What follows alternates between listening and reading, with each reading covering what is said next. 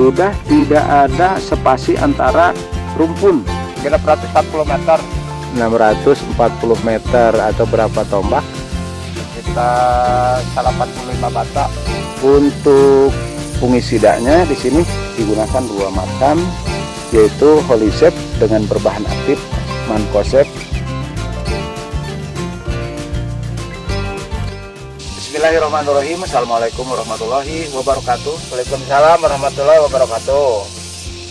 Pemirsa, saat ini saya pergi ke kebun pada lokasi yang berbeda dari biasanya. Sekarang ini berada di lokasi yang lebih rendah dari yang biasa saya kunjungi, yaitu miliknya Bapak Ono. Kali ini saya menemui petani yang kreatif. Masih saudara saya sendiri, namanya Bapak Sule. Selamat siang Pak Sule. Selamat siang. Apa kabar Pak Guru? Alhamdulillah sehat. Saya tertarik dengan keadaan jahenya yang kebetulan ini kalau dilihat dari rata-rata para penanam jahe untuk lokasi ini miliknya Pak Sule ini cukup bagus. Kalau lihat fisiknya memang bagus, hanya subur dan rimpangnya lihat sendiri ini kelihatannya sudah cukup maksimal pertumbuhannya. Sengaja saya perlihatkan seperti ini supaya bisa melihat pertumbuhannya seperti apa dari fisik yang demikian bagus kelihatannya ya. Nah, untuk lebih jelasnya mari kita tanya-tanya ya kepada beliau tentang bagaimana penanamannya, pemupukannya, pemberantasan hama dan penyakit dan sebagainya ya. Silahkan saksikan video ini sampai selesai.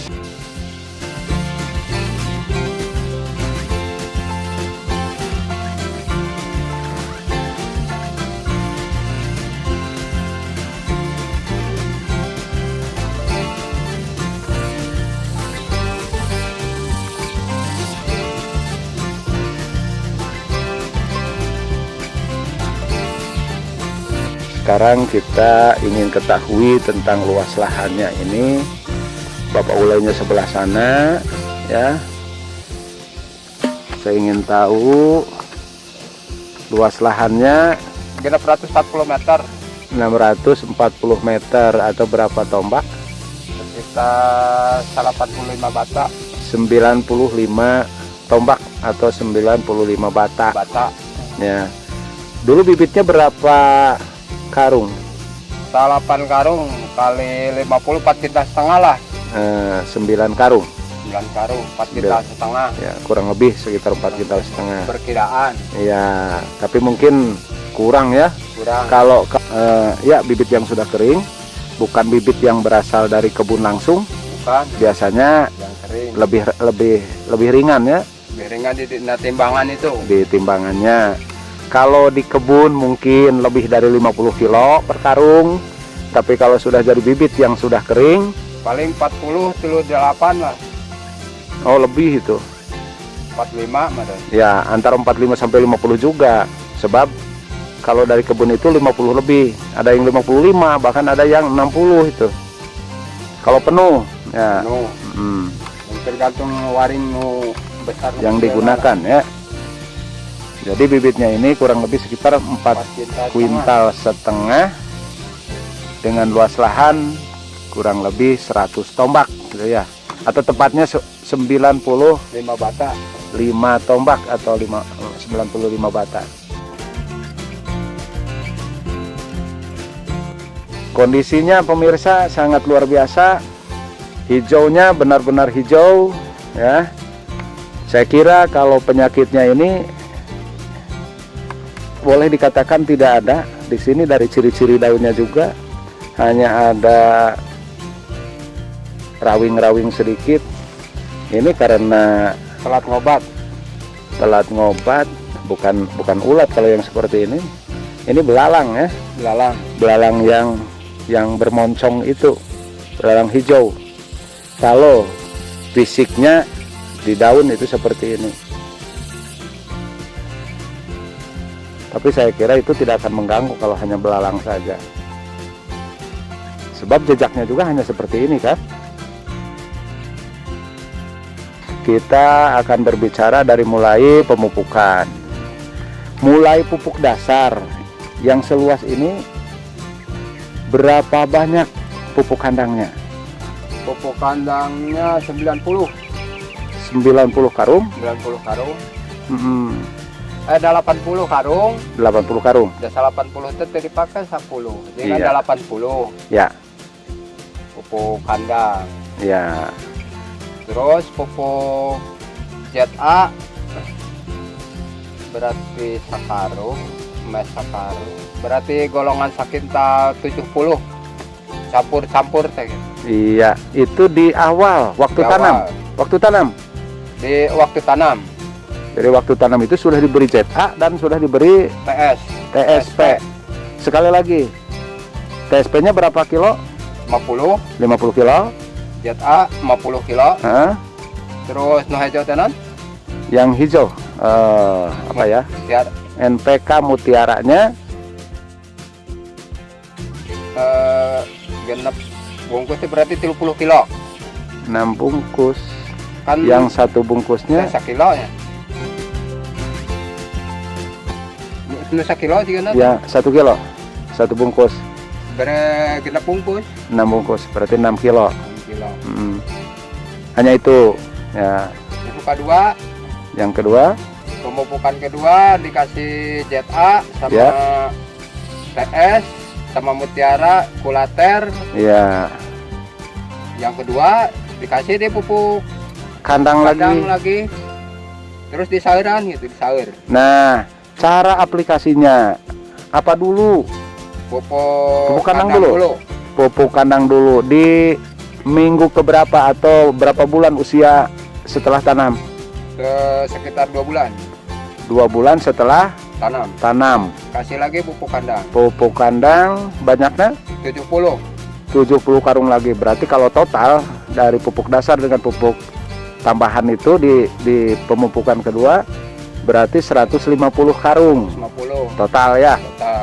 Nah, kemudian untuk TSP dan ZA-nya Sama sama seperti yang pertama. pertama. Berarti 1 karung ZA, ZA 1 karung TSP. TSP. Yang mutiara Mutiaranya juga 6 bungkus lagi. 6 bungkus, Ya. kulater 5 bungkus. Iya, iya. Kalau kulater itu semacam apa tuh?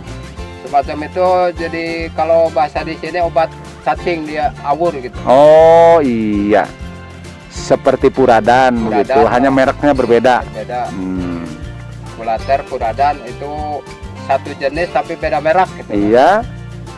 Dikasih berapa bungkus? 6 kilo. Benar ke 6 kilo. 6 kilo di waktu penanaman pertama, kemudian pemupukan susulan dikasih 6 kilo. Enggak dikasih itu mah. hanya yang pertama saja. Yang pertama saja. Ya.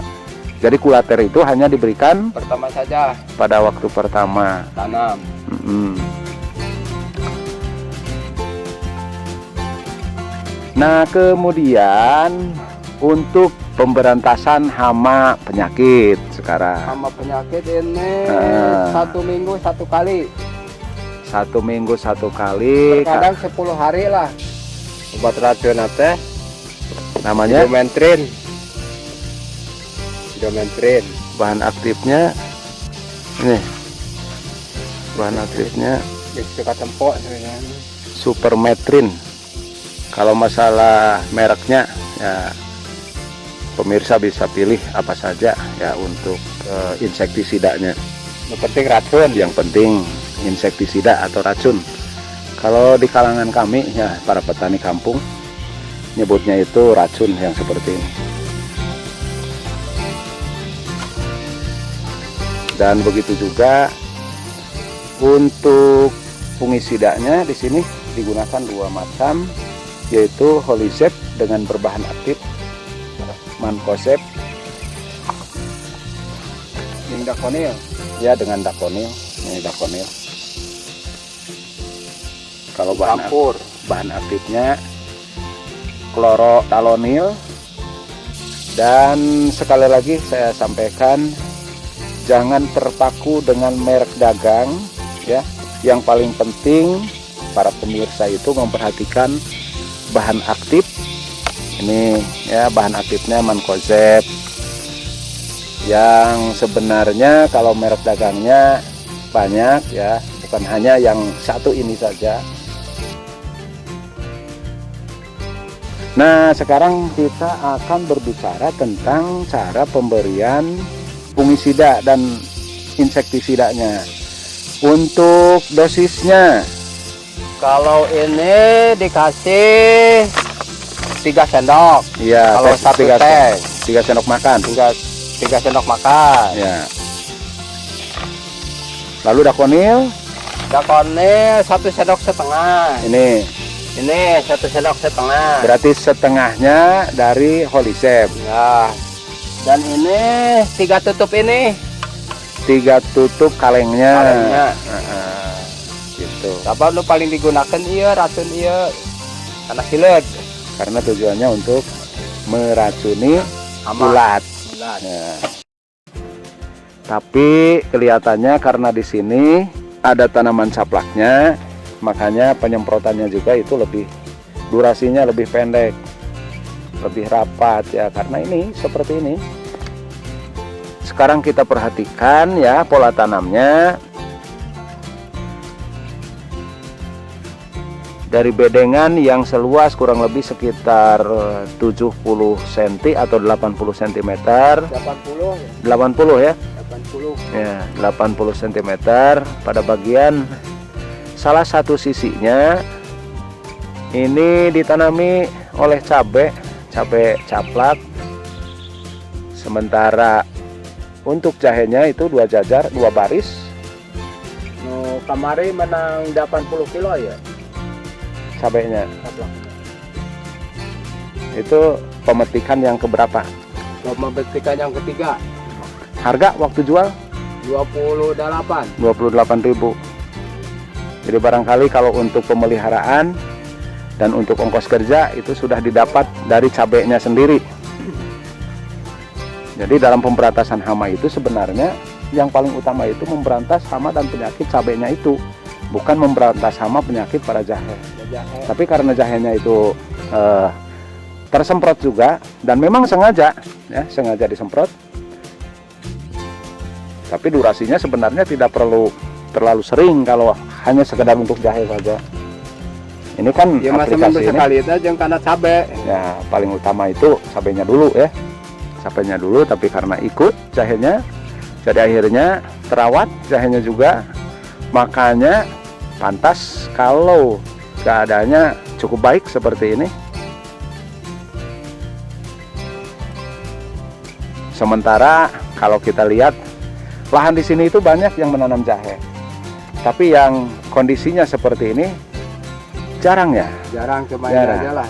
Hanya ini saja barangkali. Sementara Jadi, punya orang, bina perawatan. iya. Sementara punya orang lain itu daun-daunnya Pada menguning. Nah, banyak hama, juga banyak penyakitnya. Nah sekarang kalau kita lihat dari umbi rimpangnya, ini di rimpangnya sendiri sangat padat. Jarak tanam ini sekitar 20 cm.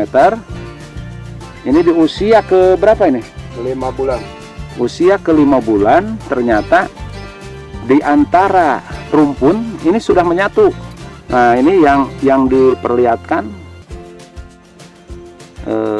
tanahnya dikeruk begini, sudah tidak ada spasi antara rumpun.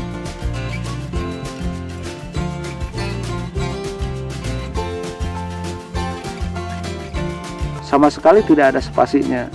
Memang kalau kita lihat yang masih utuh dalam keadaan seperti ini memang tidak kelihatan, tapi kalau yang sudah diperlihatkan begini, rimpangnya tampak ya menyatu, dan kalau kita lihat ke tengahnya juga barangkali akan sama seperti ini. Jadi anggap saja di guludan ini mungkin akan penuh dengan jahe nanti pada waktu panen. Beginilah kondisinya pemirsa. Di bulan kelima rimpangnya sudah cukup maksimal. anakannya juga cukup banyak. Mungkin ya puluhan ini, lebih dari 10 batang Lebih. per rumpun ya, lebih ini. Ketinggian pohon ya kurang lebih sekitar 60 cm. Saya kira tidak terlalu tinggi dan juga tidak kerdil, tidak pendek ya. Namun bukan apa namanya, bukan terlalu tinggi lanyen ya, tapi ini cukup berimbang. Sangat subur. Mudah-mudahan harapan kita ya nanti pada waktu penjualan harganya Yang mahal. ya. Jadi bagi petani mungkin Nggak mengeluh. tidak mengeluh, akan merasa bahagia. Bukan kita harga. Ya, kita tinggal hanya tunggu harganya saja. Kalau ancar-ancar ini, kapan waktu panennya? Sekitar 2 bulanan. 2 bulan ke lagi. depan. Sekarang kan Maret, April, Mei, berarti Mei ya, lah. Mei atau Juni mungkin ya. Di bulan Mei, Juni baru kita panen. Dan orientasinya kalau panen di bulan Mei dan Juni itu berarti usia sudah 8 bulan ya. 8 sampai 9 bulan. Artinya itu sudah pantas untuk dijadikan bibit. Sudah tua itu. Udah tua, udah mati cahayanya. Ya, sekarang kan kondisinya sudah mulai panas begini, artinya sudah menjelang kemarau ya.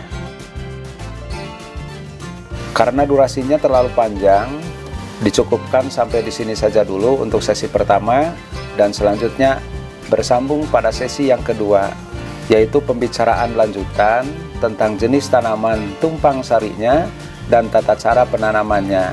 Akhirnya Abah Herasid mohon pamit undur diri. Wassalamualaikum warahmatullahi wabarakatuh.